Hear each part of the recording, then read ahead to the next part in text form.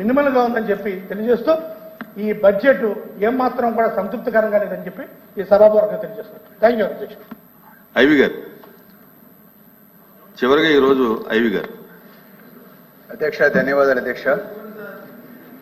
Budget లో చూపించినటువంటి ఆదాయం 3,23,359 కోట్లు.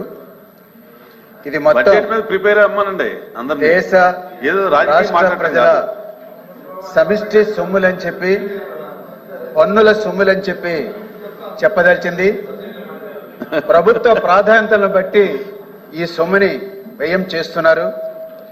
అయితే ప్రతి సంవత్సరం పెట్టేటువంటి ఈ బడ్జెట్ రాను రాను పెద్ద పెద్ద సంఖ్యలతో భ్రమలు కల్పిస్తున్నారని చెప్పి చెప్పదలిచింది.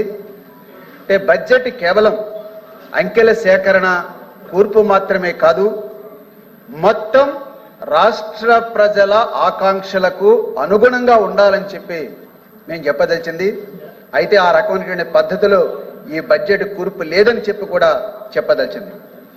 అయితే బడ్జెట్లో ఆ ప్రభుత్వం చేయదలిచినటువంటి కీలక నిర్ణయాలేటో స్పష్టంగా ఉండాల్సిన పరిస్థితి ఉంది. కానీ బడ్జెట్లో ఈ విషయాలు స్పష్టం చేయట్లేదు. సభకు చెప్పకుండా మంత్రి మండలి నిర్ణయాలతోటి పన్నులు ఇతరేతర సంస్కరణలు కూడా జరిగిపోతున్నాయని చెప్పి చెప్పదలిచింది. బడ్జెట్ ప్రతిపాదనలకు సంబంధించి ప్రజలకు మేలు చేకూర్చే కన్నా హలో సార్ మాట్లాడాము సార్. దయచేసి బడ్జెట్ ప్రతిపాదనలు సంబంధించిన ప్రజలకు మేలు చేకూర్చే కన్నా పాలక పార్టీల యొక్క ఎన్నికల ప్రచారానికి ఉపయోగించే విధంగా ఈ బడ్జెట్ ని మారుస్తున్నారని చెప్పి కూడా చెప్పదలిచింది. కేటాయింపులకి ఆచరణకి మధ్య చాలా అగాధం ఎక్కువగా కనపడుతున్నటువంటి పరిస్థితి ఉన్నది. ఆదాయ అంచనా నెరవేరేటువంటి పరిస్థితి లేనందున ద్రవ్యలోటు పరిమితిని బాగా పెంచేసుకుంటున్న పరిస్థితి కూడా ఉంది. పన్నేతర ఆదాయ లెక్కలు ఎక్కువగానే ఈ బడ్జెట్ లో ఉన్నాయని చెప్పి చెప్పదలిచింది. అంచనాకు తగిన ఆదాయం రావడం లేదు, కేంద్రం నుంచి గ్యారెంటీలు ఆశించినటువంటి మేరకు రావడం లేదు, కేటాయింపులు చేసిన మేరకైనా ఖర్చులు జరగడం లేదు.